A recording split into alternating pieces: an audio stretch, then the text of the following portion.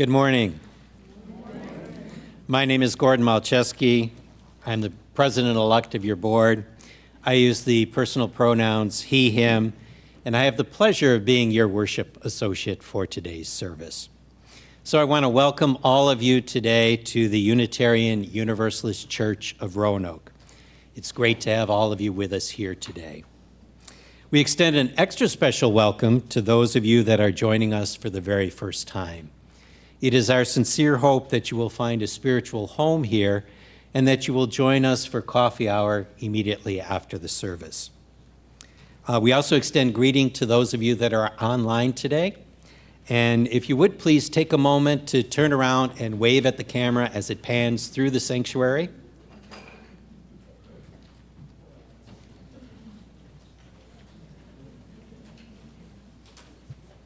And for those of you that are joining us on YouTube, if you have any joys or concerns, if you would please put those into chat in the next 15 minutes.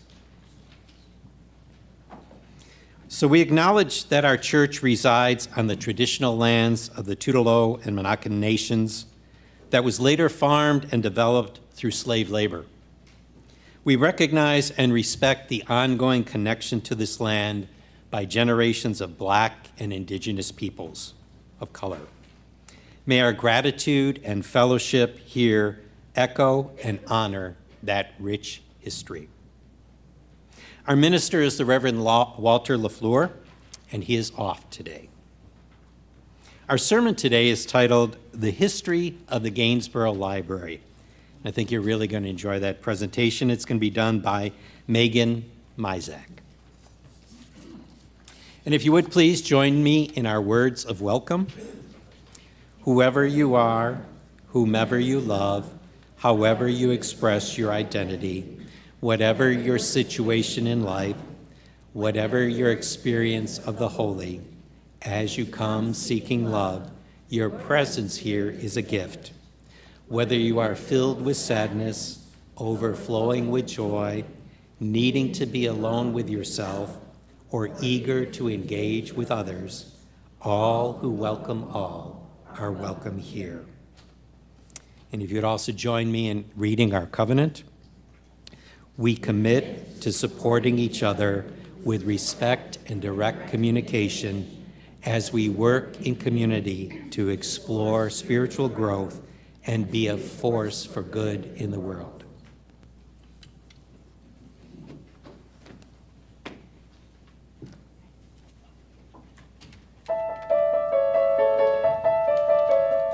Butterfly in the sky, I can go twice as high. Take a look, it's in a book, a reading rainbow. I can go anywhere, friends to know and ways to grow, a reading rainbow.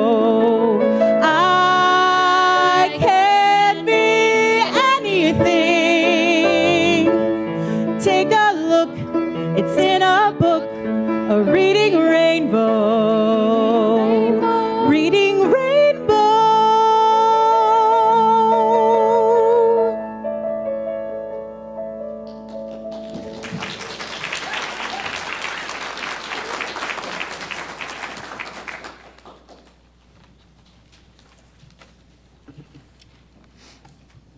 Our opening words come singing the living tradition by Barbara Wells. O spinner, weaver of our lives, your loom is love. May we who are gathered here be empowered by that love to weave new patterns of truth and justice into a web of life that is strong, beautiful, and everlasting. We will now do our chalice lighting.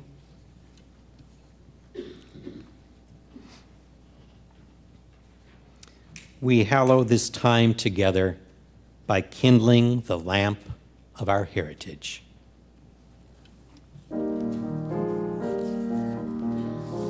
May the light we now kindle inspire us to use our powers to heal and not to harm.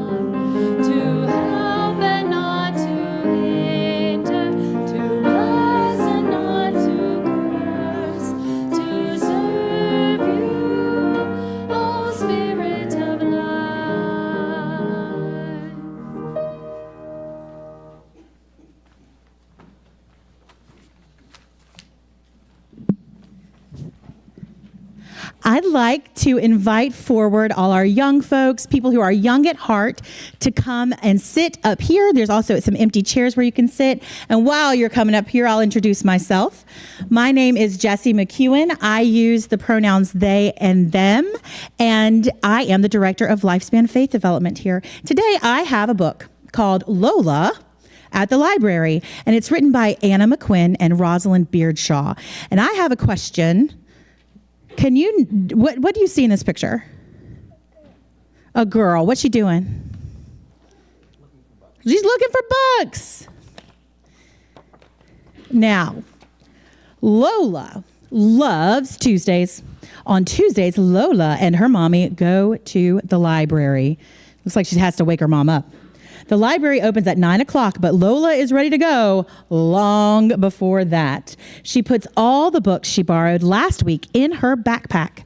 Her library card is also very important. Why is her library card important? So she can get books. The library is not very far away, so Lola and her mommy always walk there. You know what? I can walk to the library near my house, too. Lola and her mommy give back the books from last week. The librarian buzzes them through the machine.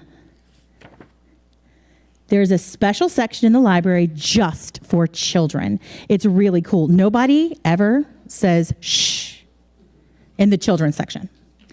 Sometimes there's singing. Lola knows all the words and the hands for Twinkle, Twinkle, Little Star. Sometimes there's story time. Lola loves that. After story time, Lola chooses her books. In the library, she can have any book she wants. Do you think she's allowed to go to the big kid shelves? If she wants to. Do you think she can check out a dictionary if she wants to? Yeah, she probably can. Do you think she wants to? Yeah, probably not. Lola likes stories with bears and anything with shoes. There are so many, it takes ages to choose. Mommy has some books too. The librarian buzzes them through the machine, then stamps the date inside. Lola must bring them back in 2 weeks, but she'll probably be back for more long before then. Lola and her mommy always get a snack after visiting the library. Mommy has a cappuccino, and Lola has juice. Whenever Lola has been good, her mommy lets her taste the foam. Then it's time to go home again. Look, she met a dog. That dog goes to the library? Don't give me that face. She probably doesn't. Every night after Lola is tucked in bed, her mommy reads her a story. It is the best way to end the day. The end. So we saw Lola picking out books. And the coolest thing about it is the books are on Lola's level. And that's something that's very particular to libraries, that kids can reach the books that kids want to read. We're going to go upstairs, talk a little bit more about the Gainsborough Library while these grown people talk about the Gainsborough Library, and then we'll have a little bit of fun. How does that sound? All right, let's do it.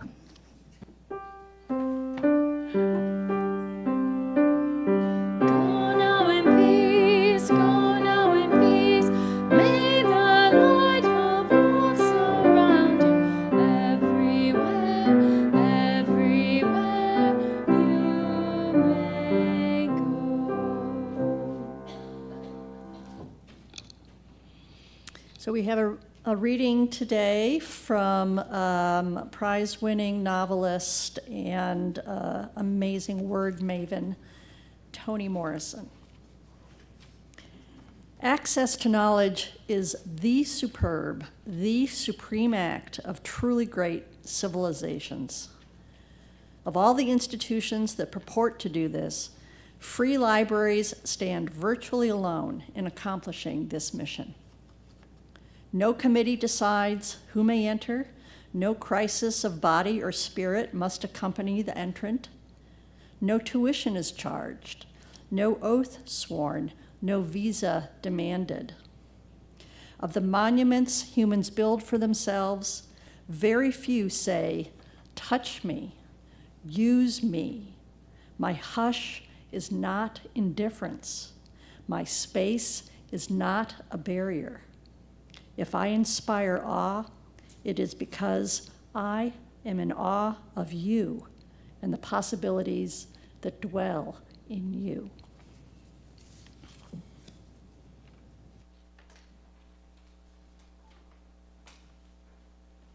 Thank you, Cindy. So I'd like to introduce our speaker for today's service. Megan Mizak has worked at the Gainsborough Library since 2011 and has been branch manager since 2021. Since working at the library, Mizak has curated, maintained, and preserved the library's Virginia Y. Lee collection, which is composed of rare books, historical documents, photographs, and reference material that focus on African American history in the Roanoke Valley.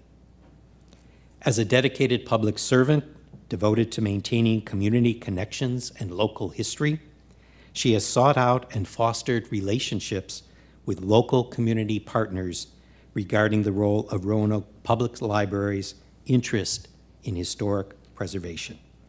Please extend a warm welcome to our speaker today, Megan Mizak.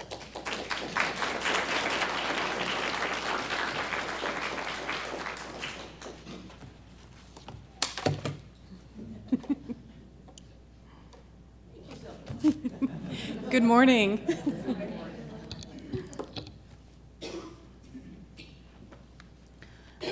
First, I want to thank you for having me here today.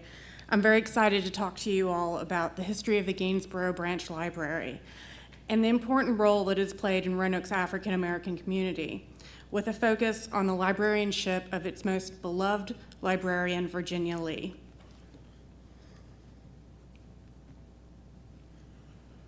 From 1911 to 1917, Jim Crow laws were enacted in Roanoke that restricted where Black residents could live and do business. These restrictions resulted in the neighborhood of Gainsborough becoming the economic and cultural center of Roanoke's African American community. This self-contained Black community sought to enhance equal opportunities for self-advancement through education. Like many other southern localities, the establishment of a Black library in Roanoke could not have been accomplished without the persistence of prominent local Black leaders. In 1920, when the city announced the formation of a Roanoke Library Association to establish a main library downtown for white citizens, Black leaders launched a colored library movement, rallying Black churches and civic organizations. With this also came the formation of a colored library advisory committee, which included educator Lucy Addison, Reverend A.L. James of First Baptist Church in Gainsborough, and Reverend Lilburn L. Downing, pastor of Fifth Avenue Presbyterian. Together, they advocated for library services for Roanoke's African American residents and campaigned for funding. When the Gainsborough Colored Branch Library was dedicated on December 13, 1921, with a formal ceremony held at First Baptist Church, Reverend James noted that the dream of a library for the African American population of Roanoke had come true. The following day, the library officially opened to the public in the basement of the newly constructed Oddfellows Hall, which would later house the William A. Hunton Branch YMCA on Gainsborough Road and Patton Avenue, which was a short distance from Gainsborough's Henry Street, the business district for Roanoke's Black community. The Gainsborough Library was only the second library for African Americans in the Commonwealth of Virginia.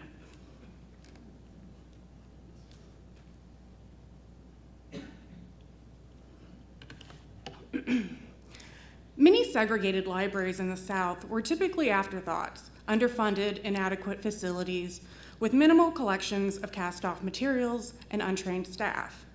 However, the Gainsborough Library was significant in this regard because although the facilities were small, the opening day collection featured over 2,300 books, many of which would have been acquired through the proceeds of a 5-day book fund campaign held by Roanoke's Black community, raising several $1,000s. Additionally, an assistant librarian from the Louisville Western Colored Branch Library was brought to Roanoke to assist and train Ella F. Bowden, the first Gainsborough branch librarian, for the first 2 months after the library's opening.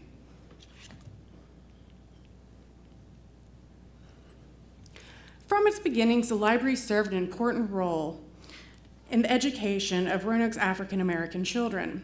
At the time, Roanoke's segregated schools did not have school libraries, and the Gainsborough Library offered, in many cases, the only access to books for Roanoke's African American children. In fact, by 1928, the sheer number of students that were using the Gainsborough Library caused staff to only admit one school class into the building at a time in order to avoid overcrowding. That same year, Virginia Young Lee became the library's 4th branch librarian, and as fate would have it, Lee had spent much of her teen years as a patron of the Gainsborough Library. Lee was well educated, having attended Roanoke's segregated Harrison School and graduating as class valedictorian. She then went on to become part of the first graduating class of the Hampton Institute School of Library Science. As librarian, Lee began to establish a collection of books and other materials on Black history. She modeled this collection after Black studies collections at some of the nation's leading African American colleges, including Howard University and the Hampton Institute. She also began creating Black history displays at the library. However, when city officials objected, Lee was forced to, quote, slow the pace of these displays. This would not be the only time that Lee would receive warnings from the city about her actions.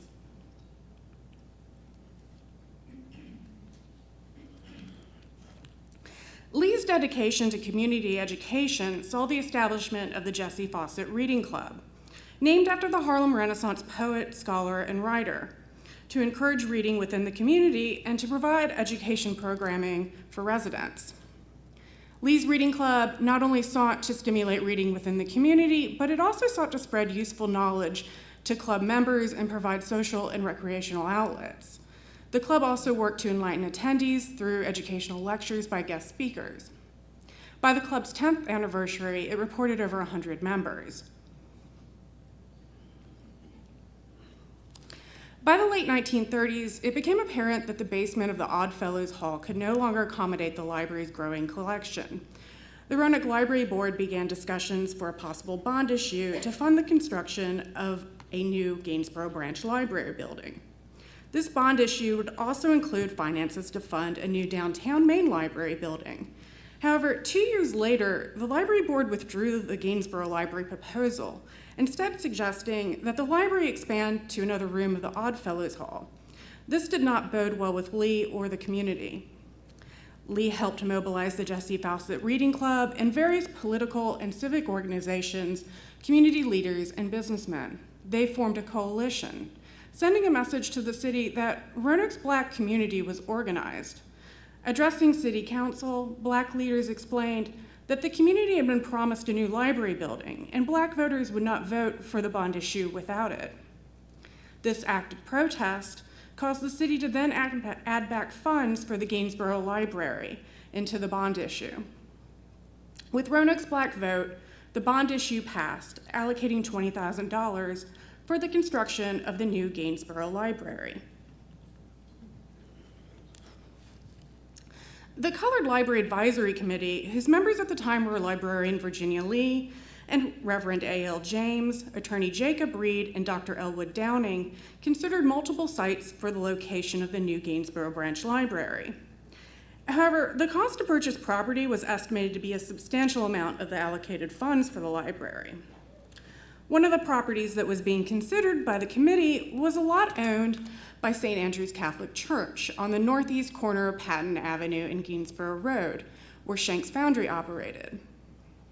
In a 1982 audio recording, Lee recounted how she approached Father Thomas Martin at St. Andrew's about acquiring the land that the foundry was located on.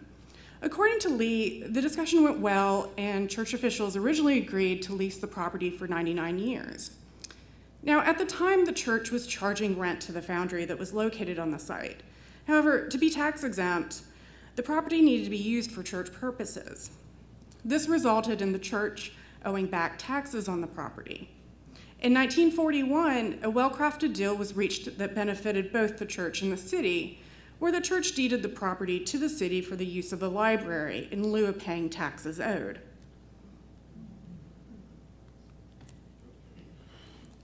The new library's dedication ceremony was held on May 10th, 1942 at First Baptist Church of Gainsborough and featured speakers, devotionals, and music. The principal address was made by Dr. J.M. Allison, president of Virginia Union University in Richmond. He said the library was, quote, a measurement of the intellectual stride and aspiration of the people who constituted this Commonwealth, and that the library was a symbol of the actual and potential intelligence of its citizens. Dr. Ellison also pointed out that the day of the Gainsborough Library's dedication was also the 9th anniversary of Hitler's public bonfires that burned over 25,000 books in Berlin. Significantly, this statement echoed the censorship that Black libraries in the South were facing at the time. With white supremacy being the social construct that allowed Jim Crow laws to deny educational opportunities to African Americans, it in many ways also dictated what Black readers could and could not read by seeking to ban books that contradicted the racial status quo. Later, Lee would experience this censorship firsthand.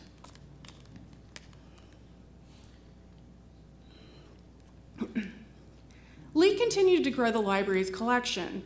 However, with limited funds to purchase titles, she supplemented the collection by writing to prominent African Americans, such as Langston Hughes and W.C. Handy, who would donate signed copies of books, photographs, sheet music, and other materials to the library.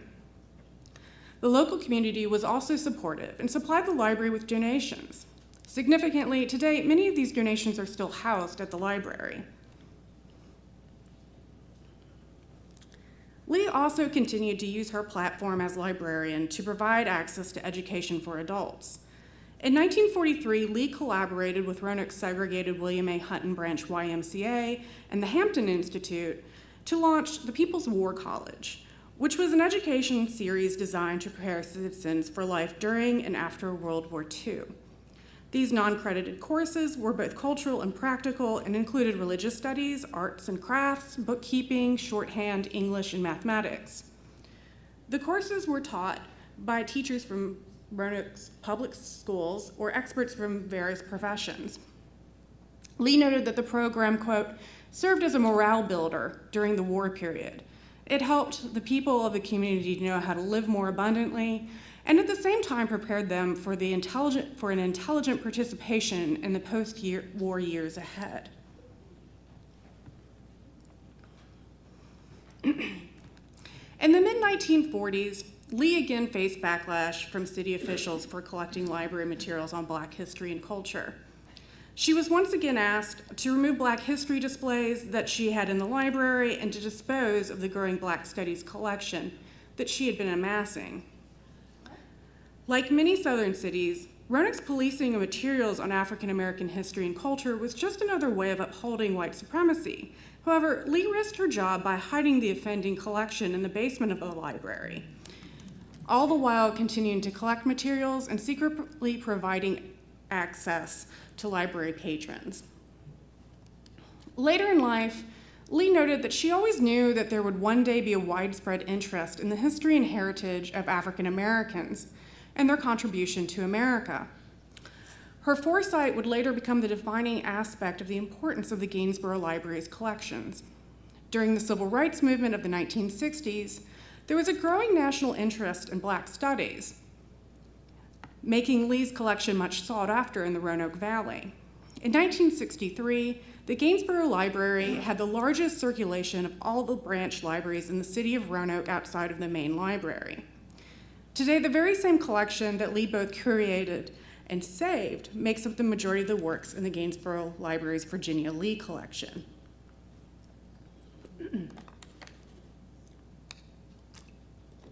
In many ways, Roanoke's Black community and Virginia Lee quietly fought the laws and customs that would try to both deny educational opportunities to them and censor the books that contradicted the racial status quo and promoted racial equality. This work led to the establishment of a library that served the community through its commitment to educating the public and safeguarding community access to books on African American history that were at one time forbidden. In 1971, after 43 years of service, Virginia Lee retired. Years later, in 1982, at the dedication of the Virginia Y. Lee African American Collection, Lee would remark that the library had been her life, and she still had memories of, quote, not only trying to make this a star city, but to have this little Gainsborough branch library shine as bright as any star you've ever seen. In 1976 and 1982, the city of Roanoke attempted to close the Gainsborough Library. However, both closures were stopped due to the community's push for it to remain open. It's important to note that at this time, the Gainsborough neighborhood in northwest Roanoke had suffered the worst of the city's urban renewal projects and had seen the destruction of over 1,600 homes, 200 businesses, and 24 churches, including the loss of Gainsborough's Henry Street Business District. The result of the displacement of Gainsborough's residents also affected the use and circulation of the Gainsborough Library. The Gainsborough Branch Library was designated a Virginia State Landmark and added to the National Register of Historic Places in 1996, an accomplishment overseen by former librarian Carla Lewis with the involvement of many community leaders and historians. These honors helped to cement the library's importance to Roanoke's history. Today, the Gainsborough Branch Library continues to serve the community and strives to honor the dedication and legacy of the librarians that came before. In addition to traditional library services, the library office offers many on-site and online resources for library patrons and researchers interested in the history of the Gainsborough neighborhood and Roanoke's Black community. Thank you.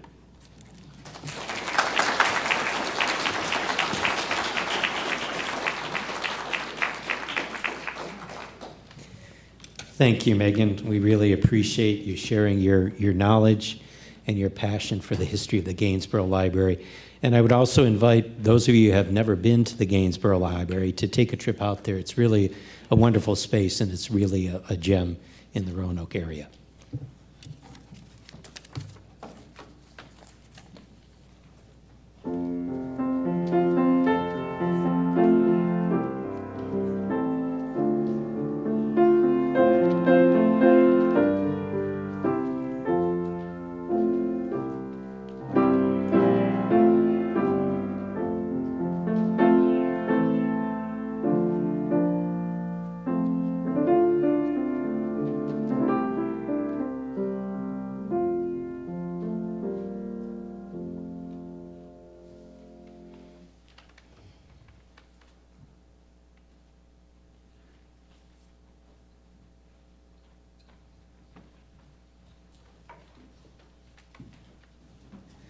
Good morning. It's nice to see everybody today.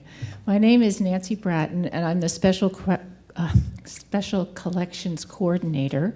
And today and the whole month of January, we're going to be collecting for the Sexual Assault Response and Awareness, thank you, Awareness Organization. And Barbara's going to introduce our speaker today, but I just want to remind folks, during the offering today, you can put a check in the offering for Sarah, or with a memo that says Sarah on the bottom, or you can go online the whole month of January and use our website portal to give, or you can drop a check off at the office. So we'll be collecting the whole month of January. Thank you so much for giving generously. This is Barbara. Good morning, everybody. I'm on the board for Sarah and have been on the board for about 10 years, I think, maybe a little longer. And I'm going to introduce to you today Bethany Barrett, who is the Director of Education and Outreach for Sarah. She joined the organization almost a year ago in April of 2023. The Director of Education and Outreach cultivates relationships in the community by providing training and education to various groups and universities in our area. She graduated from Hollins University with a BA in English, and she obtained her Juris Doctorate from Washington and Lee University. Later, she became certified as a guardian ad litem. A guardian ad litem, for those of you who don't know, helps serve the rights of children in custody cases or abuse cases or any kind of family law where they need their own representation who's not emotionally involved. She's practiced family law, and she's represented children, of course, as a guardian ad litem. And she's spent the past decade advocating for domestic violence survivors, as well as reproductive rights and the rights of LGBTQ plus individuals. Bethany? Thank you guys for having me, and thank you so much for your generosity. I want to tell you just pretty quickly about what Sarah does, but I do want to let you know that when we get donations, we really use every dollar. We're a small organization for people, and it's up to us to do the work with not only in Roanoke, but Roanoke City, County, Craig, Botetourt, and Franklin. So we really, really do use everything that's donated. So as you heard, we're the Sexual Assault Response and Awareness Organization. What that means is that we support all people impacted by sexual violence. That can be the primary victim, and that can also be, for instance, a secondary victim, like parents whose children have experienced sexual violence. We have a 24/7 confidential crisis hotline, and that is available for folks if they need something in the midst of a crisis, or if they're just looking to talk or find support. Additionally, allied professionals that may have questions about resources can give us a call. As far as our direct services, we have crisis intervention services. So often what that looks like is going to the hospital with somebody if they've recently experienced an assault. But that can also be going with people if they need to do a police interview, those types of immediate issues that come up when somebody's been assaulted. We have ongoing support services, so we provide counseling and yoga therapy groups that are specially designed for survivors of sexual violence, and ongoing advocacy. So, for instance, if somebody needs to go to court or has an issue with their employer, their university, those types of things, we'll go along with folks to support them as an advocate in that way. And then lastly, as Barbara mentioned, there's my role where we do community outreach and education. So I offer education on sexual violence, on consent, on child sexual abuse, really any type of issues related to sexual violence. So if you have, that's a really quick overview of our services, but if you have any questions about what we do or how to get in contact with us, just let me know. And in that back room, we've got several of our supplies that are free for the taking, so please help yourself and always feel free to reach out. Thank you, guys.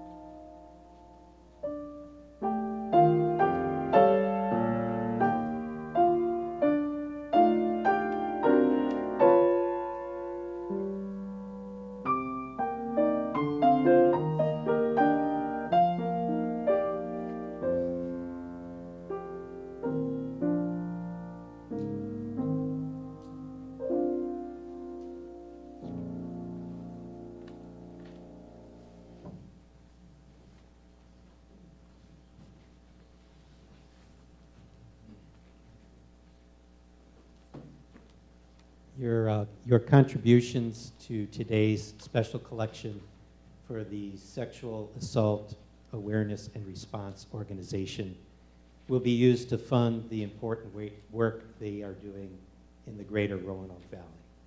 And I want to thank you for your generosity.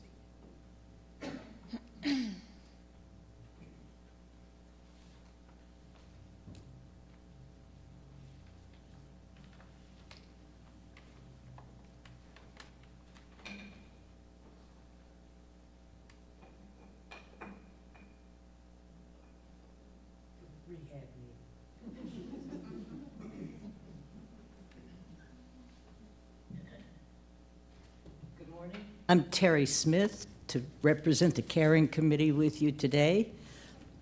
I want to welcome everyone here and remind you that the Caring Committee exists to help the members and friends of our community in times of need, joy, etc. If you have something you'd like to have shared with the church community, you can write it in our journal, which lives in the alcove next to the name tag board, or we keep it on the altar Sundays before and after services. You can also send it into the church office or contact a member of our Caring Committee. We have an entry today that says, "My concern has been the indiscriminate killing of the more than 15,000 innocent children and women that remains unmentioned. There is no difference in the humanity between them and us." And another announcement on behalf of the sisters, and in case you don't know the sisters, that's Chris Jordan, Alice Davis, and Lois Traver. And unfortunately, it's sad news. Their cousin, Kitty Shear, who is a longtime member of UUCR, died on Saturday, January the 6th. Kitty was an active member of this church for many, many years and had moved to Charlottesville in the past 5 years or so. She has 3 children, 3 adult children, some of them with children of their own. I'm sorry I can offer no more information than that. I remember Kitty because when my husband and I joined this church, she was one of the congregational members of the new member committee that helped orient us to this church. She was a kind and loving person and a member of the Caring Committee, and she will always live on in the legacy of this church. And now, if you'd like to express a silent joy or concern that dwells in your heart, please come forward and light a candle. You can use both sides of the altar.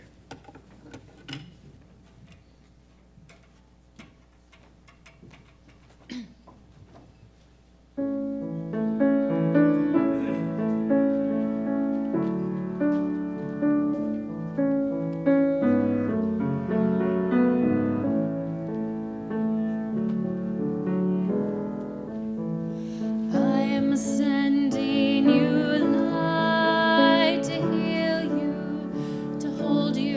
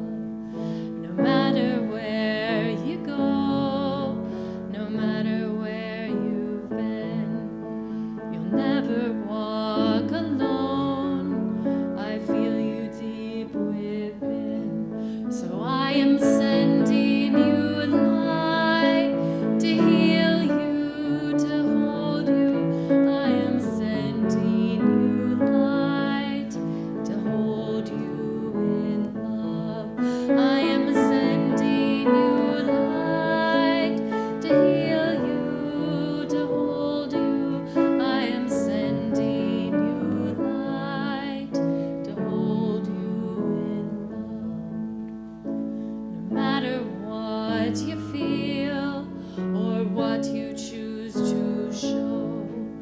I'm always there for you, and so I want you to know that I am sending you light to hold you, to heal you. I am sending you light to hold you in love. I am sending you light to heal you, to hold you. I am sending you light to hold you in love. I walk the path with you. Go slow, dear one, don't hurry. I'll go just like you need to go. There is no need to worry, 'cause I am sending you light to heal you, to hold you. I am sending you light to hold you in love. I am sending you light to heal you, to hold you. I am sending you light to hold you in love.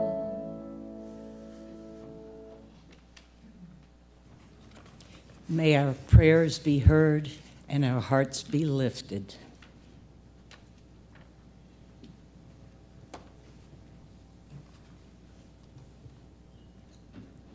This is from a Jewish prayer. Grant us the ability to find joy and strength, not in the strident call to arms, but in the stretching out of our arms to grasp our fellow creatures in the striving for justice and truth. In our announcements for today, Megan Mizak will be available in the fellowship hall after the service today, and I strongly urge you, invite you to say hello to her and thank her for sharing her knowledge and her passion about the Gainsborough Library. She does have a little bit of additional information on the table in the fellowship hall, and I would also once again invite you to stop by and visit the Gainsborough Library.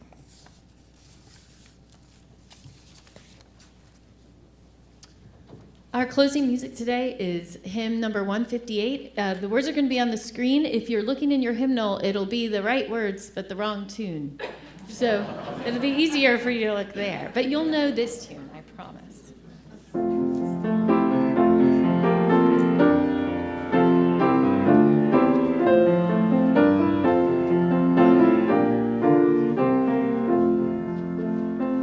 Praise the source of faith and learning that has sparked and stoked a mind with a passion for discerning.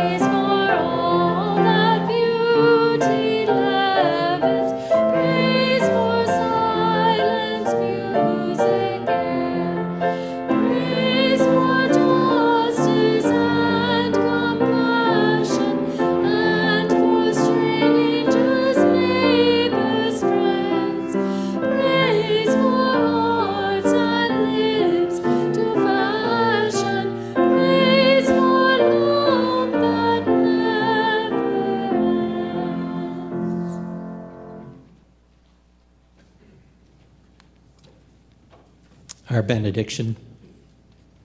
Go your ways, knowing not the answers to all things, yet seeking always to answer one more thing than you know. Our service is now ended. Let us go in peace.